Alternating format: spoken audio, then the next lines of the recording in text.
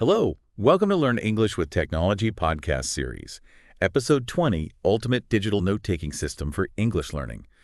Today, we're going to be diving deep into how you can build a really amazing digital note-taking system, Right. specifically for learning English. So think about it like this. You're chatting with a native speaker and you want to use like that perfect idiom you learned, but you just can't quite recall it. With a well-organized digital note-taking system, you could pull it up and find it in seconds. Oh, for sure. We're going to be exploring different note-taking platforms, different organizational strategies, and ultimately, like, how to make your notes work harder for you as you're learning English. It's really amazing how digital notes have just become so much more than just digital notebooks. They can really become like personalized learning hubs, almost like having a language tutor, just right there in your pocket. Yeah. Okay. So I'm So- excited to dive into this. Yeah, let's do it. So where do we start? Yeah. Where should we start?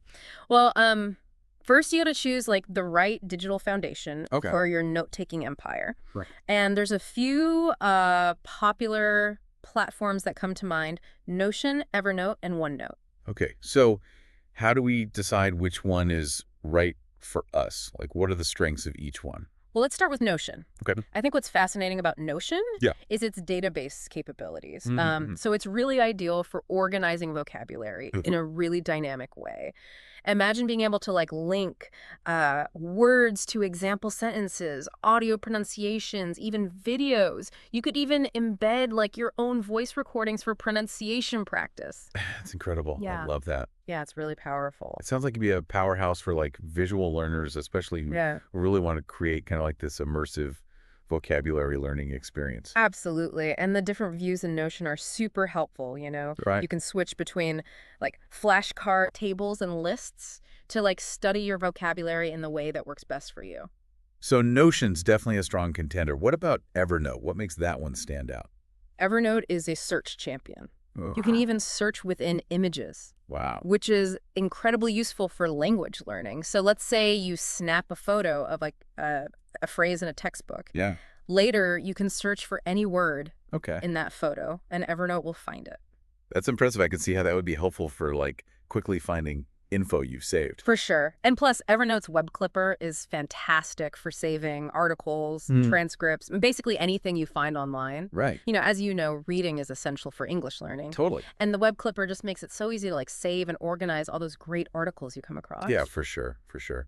So Evernote is all about efficiency and powerful search capabilities. Absolutely. What about OneNote?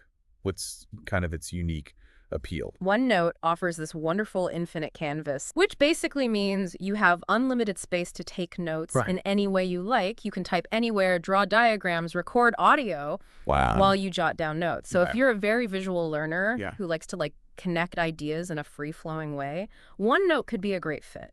I love that idea of an infinite canvas. It seems so much less restrictive than like Right. traditional note-taking methods. Yeah, absolutely. And the integration with Microsoft Office is another big plus. Right. If you're already using Yeah. Word, PowerPoint, or Excel, OneNote just fits right in. Yeah. Okay. So we've got three great options: Notion for its database power, Evernote for search capabilities, and OneNote for its flexibility.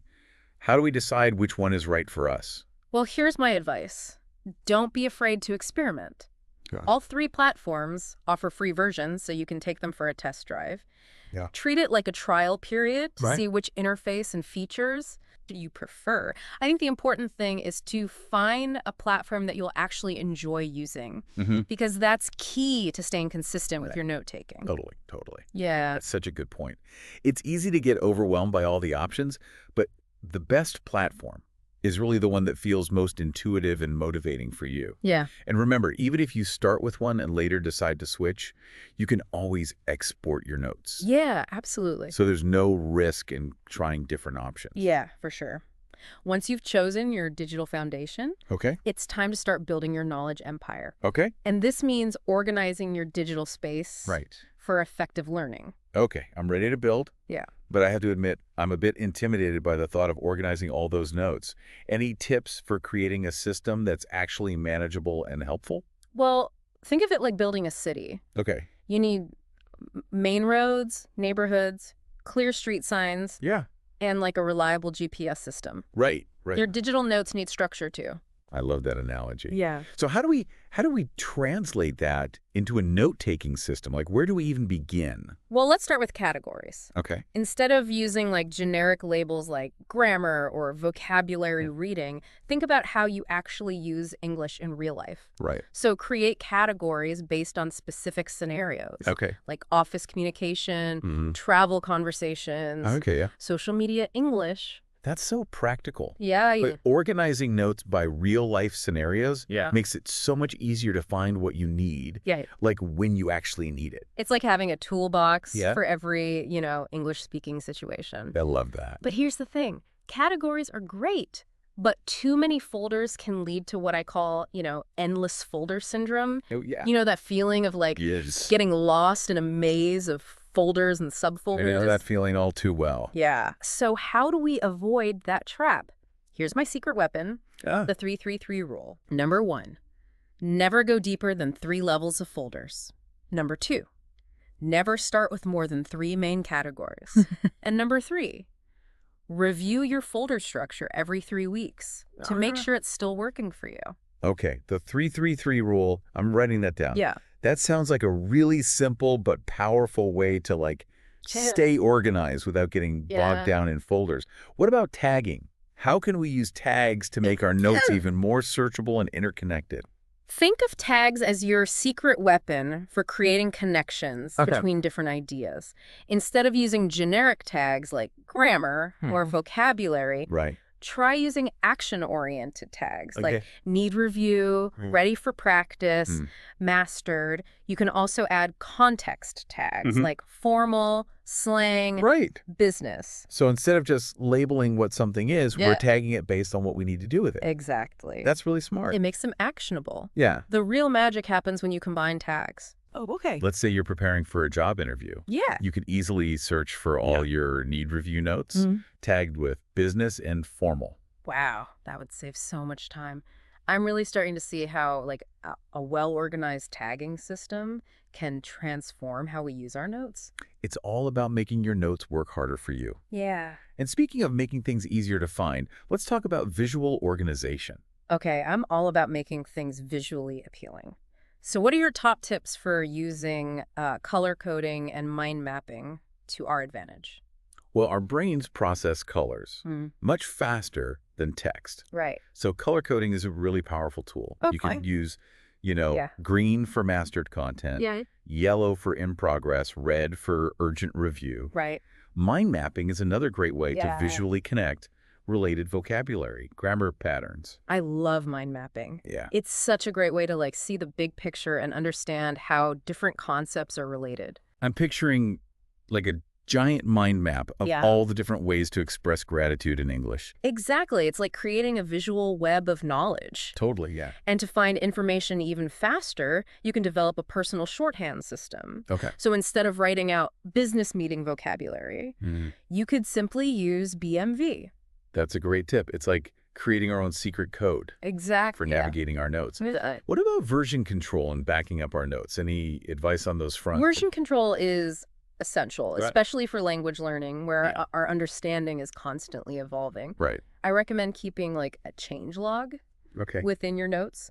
So each time you update an explanation, add better examples, refine your understanding, make a note of it with the date. That's a smart way to track our progress and see how our understanding has deepened over time. What about backing up our notes? Yeah. I'd hate to lose all that hard work. Backups are crucial. Okay. Follow the 3-2-1 rule. Keep 3 copies of your notes. Number 2, save them in at least 2 different formats.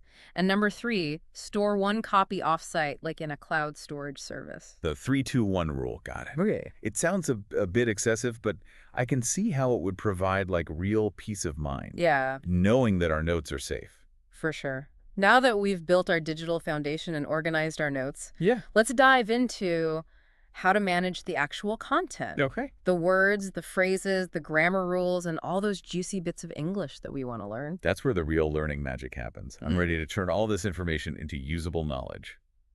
Where do we begin? Let's start with vocabulary. Ditch those boring word lists and create what I call vocabulary ecosystems. Vocabulary ecosystems. That Yeah. sounds intriguing. What do they look like? Think of it as building a mini environment Okay. for each new word. Okay. Include the definition, pronunciation, example sentences, related words, collocations, and most importantly, your personal connection to the word.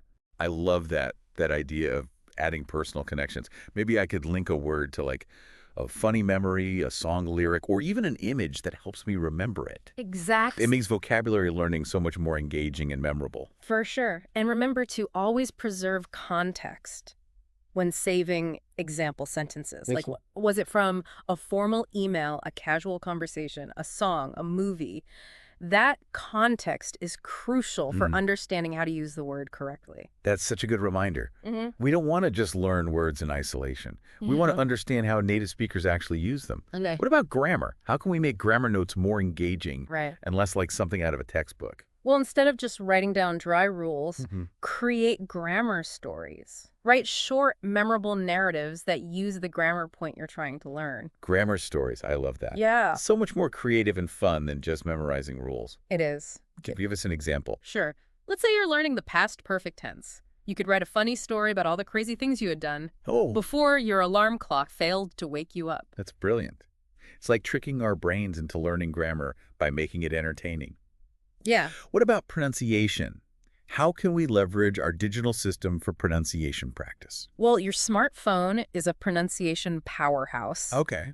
Use the voice recorder to practice tricky words and create before and after recordings. Right. Add YouTube links to specific timestamps where you hear great examples of pronunciation, and create your own minimal pairs practice lists. Right. Essentially, you have a pronunciation coach in your pocket. Wow, I never thought about using my phone that way. It's like turning our notes into a multimedia language learning lab.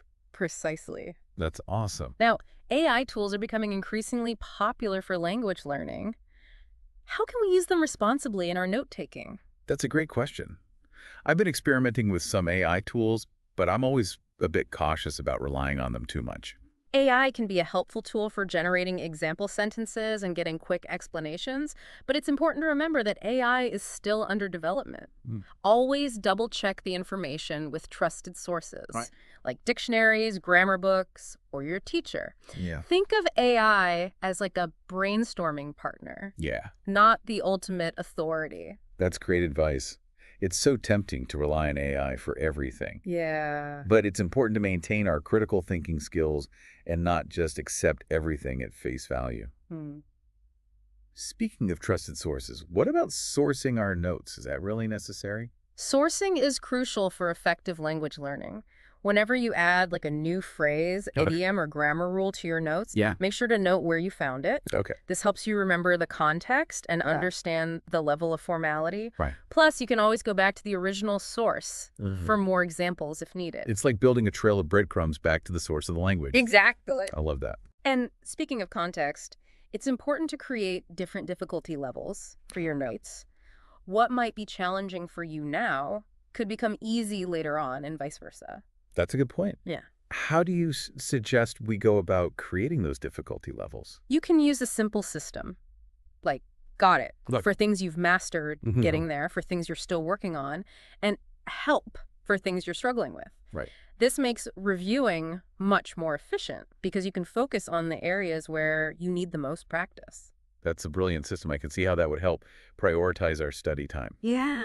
That's awesome. And to make your notes even more actionable, try writing down Okay. specific situations Mhm. where you plan to use each new phrase or grammar pattern. That's such a smart strategy. It's like setting an intention It is. for how you'll use your new language skills in real life. Precisely. Remember, the goal of note-taking isn't just to collect information, Yeah. but to transform it into Yeah. usable knowledge. Right. Your digital note system should be like a living, breathing entity that grows and evolves with your English learning journey. That's a beautiful way to put it. We've covered so much ground already, from choosing the right platform to organizing our notes and managing all sorts of content. But we're not done yet. No, we're not. Right. In the next part of our deep dive, we'll explore the power of review systems and spaced repetition to make sure all this knowledge sticks. That's what I'm really excited about. Yeah. I'm always looking for ways to improve my memory and make sure the things I'm learning don't just slip away. We'll delve into strategies for creating a review system that works with your brain, not against it. This is going to be fascinating. I can't wait. Welcome back to our deep dive on creating the ultimate digital note-taking system for learning English. We've laid the foundation, we've organized our notes, but now comes like the real challenge, making all this knowledge stick. That's right. We've built this beautiful knowledge empire, Yeah, but now we need to make sure it's not just a temporary structure. We want those English skills to last. exactly. And that's where smart review systems come in. Okay. And I think the key here is understanding how our brains work Right. and using that knowledge to our advantage. Okay, so tell me, how do our brains work when it comes to remembering information? What's the secret sauce? Well, it's all about repetition, Okay. but not just any kind of repetition. Yeah. It needs to be the right kind of repetition Right. at the right time. Got it. Think of it like watering a plant. Okay. Too much water at once, drowns it, but too little makes it wither. That's a great analogy. Yeah.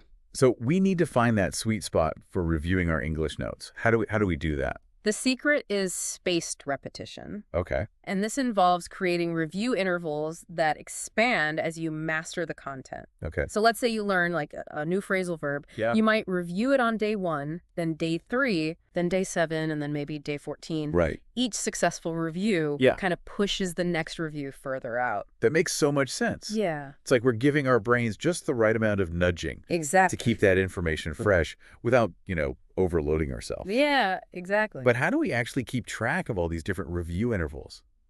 Sounds kind of complicated. Well, that's where our digital note-taking system comes in. Right. Many platforms actually have like built-in spaced repetition features Oh, wow. that automate the whole process for you. Really? You just tag your notes with the appropriate review schedule, and the system will remind you when it's time to revisit each item. Oh, that's amazing. It's like having a personal review assistant built right into our notes. It is. What other review techniques can we use to make this knowledge really sink in? Here's a technique I love called the 5-25-5 method. Okay. Spend 5 minutes reviewing material you've learned before, Okay. then 25 minutes learning something new, and then another 5 minutes reviewing what you just learned. So it's like we're creating a sandwich of knowledge Yeah. with the new information nestled between two slices of review. I love it. Okay. Yeah, I like that. And speaking of quick review, Yeah? what about those moments when you need to refresh your memory quickly, Right. like right before a job interview or a big presentation? Oh, those moments can be so nerve-wracking. Yeah. I would love to have some kind of cheat sheet for those situations. That's where panic sheets come in. Okay. These are quick reference guides for That's right. specific scenarios. So let's say you have a job interview tomorrow. Yep. Your panic sheet would include, key vocabulary related to your field, common interview questions and answers, and maybe any tricky grammar points that you want to make sure you use correctly. Panic sheets are brilliant. Yeah. It's like having a safety net for those high-pressure moments They are. when our brains might freeze up. Yeah, exactly. Now, how do we track our progress and make sure all this reviewing is actually paying off? I want to know that I'm improving and not just spin my wheels. Tracking progress is key to staying motivated and identifying, areas where we need to focus more attention. Right. I recommend creating a simple dashboard Okay. where you track 3 key metrics. Good. Number 1, new items learned. Yep. This could be new vocabulary words, grammar rules, idioms, anything you're adding to your system. Right. Number 2, review success rate. Okay. This tells you how well you're retaining information over time. Got it. And number 3, real-world usage opportunities. Okay. This is where you track how you're actually using your English skills in real-life situations. I love the idea of tracking real-world usage. Yeah. It's so motivating to see how our efforts are translating into real-world results. Absolutely. And don't forget to celebrate those successes. Oh, yeah. Every time you successfully use a new word or a grammar pattern in a conversation, give yourself a pat on the back. Speaking of celebrations, what about creating a success library? Oh, I love that. It'd be so inspiring to have a collection of all the times we've used English effectively. That's a fantastic idea. Success library is a great way to stay positive and Yeah. focus on our progress. Totally. Yeah. But what about those areas where we're struggling? I think we all have certain grammar points or vocabulary words that just trip us up over and over again. Absolutely. Everyone has weak spots. Right. That's why I recommend creating a trouble tracker. Okay. This is a special section in your notes Right. dedicated to those like tricky areas Mm. that just won't seem to stick. So if I keep mixing up, like the present perfect and the past simple, Uh-huh. I would create a trouble tracker entry for Exactly. those tenses. Exactly. Include clear explanations, examples of common mistake patterns, and most importantly, correction strategies. Right. It's like having a personal error prevention system. I love that. It's like we're anticipating our mistakes and creating a plan to overcome them. What about old notes that we've mastered? Can we just delete them to make room for new material? Well, instead of deleting old notes, consider moving them to an archive. Oh, okay. This way, you're not losing valuable information, Right. but it's not cluttering up your active learning space. That's a good point. It's kind of like graduating from one level of English to the next. Yeah, Our old notes become part of our language learning history. exactly. And you can always revisit your archive for a quick review. You might be surprised by Right. how much you've retained, Yeah. or you might find some areas that need a little refreshing. That's a great reminder that learning is a continuous journey. It is. It's not about reaching some end point and then stopping. It's a lifelong process. Yeah, exactly. And I think the most effective review system Yeah. is the one you'll actually use. Right. Start simple, build habits, and then add more sophistication as you go. So it's about finding a balance between structure and flexibility. Exactly. And remember, the goal isn't perfect memorization, Right. but confident, natural use of English. This has been so insightful. We've covered a lot of ground, from choosing a platform and organizing our notes to creating like a really powerful review system. We have. But we're not done yet. No, we're not. Right. In the final part of our deep dive, we'll explore how to supercharge our note-taking system by integrating it with other tools Okay. and automating key tasks. We'll also discuss the power of multimedia learning and collaboration. I'm excited to see how we can take things to the next level. See you in part 3. Welcome back to the final part of our deep dive into building the ultimate digital note-taking system for learning English. We've covered a lot of grounds, from choosing a platform to organizing our notes and creating a powerful review system. Now it's time to supercharge our systems by connecting them to other tools and automating some of the heavy lifting. Okay, I'm all ears. Yeah. How can we take our note-taking to the next level? Well, let's start with those amazing language learning apps you're probably already using. Imagine finishing a Duolingo lesson and having those new words like automatically added to your note system, or completing a grammar exercise and having those rules like synced to your review schedule. Wow, that would be a game changer. It's like having all of our learning tools working together in perfect harmony. Exactly. And it's possible with the right automation tools. You can set up automatic imports from your favorite English learning websites, stumbled upon a fascinating article, use a browser extension to clip it directly into your notes, complete with tags and categories. So our note system becomes like a central hub for all of our English learning materials. That's incredible. What about incorporating voice notes? I'm always recording myself speaking English to practice my pronunciation, but those recordings tend to get lost in my phone's voice memo app. Voice note integration is a brilliant way to make your notes more interactive. You can connect your system with voice recognition tools, practice your pronunciation, and even have those recordings automatically transcribed. It's like having a personal pronunciation journal that tracks your progress over time. I love that idea. It's so much more engaging than just reading notes silently. What about flashcards? I find them really helpful for memorizing vocabulary and grammar rules, but creating them can be a bit tedious. You can automate that too.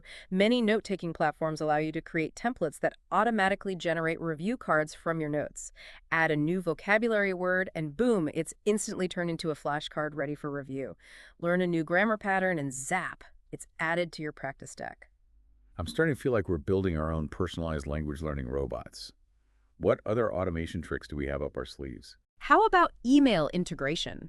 You can create a dedicated email address just for your English learning materials, forward useful newsletters, interesting articles, or even emails from language exchange partners directly to your note system.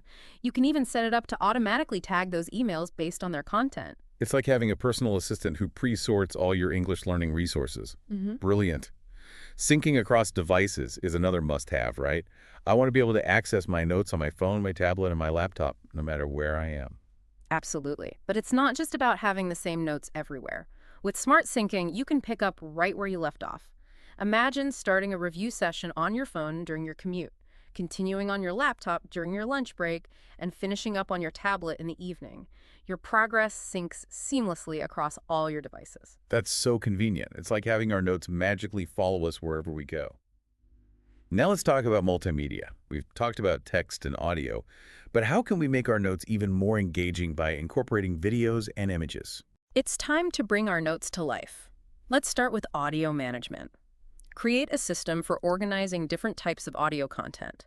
Pronunciation samples, recordings of yourself speaking, interesting snippets from podcasts or audiobooks. And don't forget to add timestamps to longer recordings so you can easily find specific segments. That's a fantastic idea. I have so many audio recordings scattered across different apps and devices. It would be amazing to have them all organized in one place connected to my notes. What about video resources? I'm constantly watching English language videos on YouTube and other platforms, but I rarely save them or take notes on what I'm learning. Video resource management is essential for active learning. When you find a helpful video, don't just bookmark the link, save the specific timestamps along with notes about why those segments are useful. You can even create playlists within your note system based on skill levels and topics. So we're not just passively watching videos, we're actively engaging with them and extracting valuable information. What about incorporating our own videos? I've been thinking about recording myself, giving presentations, or practicing conversations with language partners. Screen recording integration can take your learning to a whole new level. Record yourself practicing presentations, save video chat sessions with language partners, or capture pronunciation exercises. Then organize those recordings within your notes along with your observations and areas for improvement. It's like having a video record of your learning journey. I love that. It's like turning our notes into a multimedia learning portfolio. Now, how about images? I'm a very visual learner, and I find that images can really help me remember new words and concepts. Images are incredibly powerful for language learning. Create a visual dictionary by saving images with annotations explaining key vocabulary or common mistakes to avoid. For example, if you're learning business English, you could save images of real emails, meeting agendas, and presentation slides. Context is everything. We're not just learning words in isolation. We're seeing how they're used in authentic situations. Now let's shift gears and talk about the power of learning together. How can we use our digital note system for collaborative learning? Imagine shared note spaces. It's like having a virtual study room where you and your language learning buddies can collaborate, share resources, and learn from each other. You can set different permission levels for each note. Some can be accessible to everyone, while others can be private or shared only with specific partners. It's like having a 247 study group right at our fingertips. What are some specific ways we can collaborate using our notes? One powerful technique is collaborative error correction. Whenever you or your partner makes a mistake, document it in a shared Learning from Mistakes section. Include the correction, explanation, and most importantly, how you caught the error. One person's mistake becomes everyone's learning opportunity. I love that idea. It takes the sting out of making mistakes and turns them into valuable learning experiences. What other collaborative features can we use? Create language exchange logs. After each conversation with a language partner, both of you can add notes about interesting phrases you encountered, cultural insights, or areas for improvement. It's like creating a shared journey map of your language learning adventures. That's such a beautiful way to capture those aha moments and learn from each other's experiences. What about getting feedback on our writing? I'm always looking for ways to improve my writing skills. You can set up a peer review system within your note-taking platform. Share your writing in a dedicated space, and your partners can provide feedback, suggest improvements, and highlight effective phrases.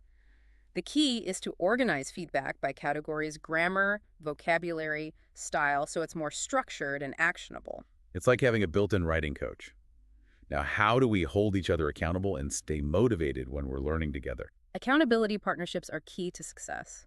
Find someone who has similar English learning goals and create a system for checking in regularly, sharing your progress, and supporting each other. It's like having a gym buddy for your brain. That's a powerful analogy. We're not in this alone. Right. Now let's talk about tracking our progress. How can we use analytics and metrics to our advantage? Imagine having a personalized dashboard that shows exactly where you're improving and what areas need more attention. You can track your learning speed, how well you're retaining information, your study patterns, and even your real-world successes. It's like having a fitness tracker for our English skills. What are some specific metrics we should be tracking? You can track how many new words you're learning each week, how quickly you're mastering grammar patterns, how much time you're spending on different skills, and how often you're successfully using your English in real-life situations. The key is to choose metrics that are meaningful to you and that help you stay motivated. Data can be so empowering when we use it the right way. Any final thoughts on using analytics effectively? Focus on actionable insights. Don't just track numbers for the sake of tracking numbers. Let the data guide your learning journey and help you make smarter decisions about how you study. That's brilliant advice. We've covered so much in this deep dive, from choosing the right note-taking platform to automating tasks, incorporating multimedia, collaborating with others, and using data to track our progress. And remember, your digital note system is more than just a collection of notes. It's a powerful tool that can help you achieve your English learning goals. It's a personalized learning hub that grows and evolves with you. So as we wrap up this deep dive, I have a question for our listeners. What's one small change you can make to your English note-taking today, based on what we've discussed? We'd love to hear your ideas in the comments. And don't forget to subscribe to our channel, like this episode, and share it with your fellow English learners. Thank you for joining us on this incredible journey into the world of digital note-taking. Happy learning!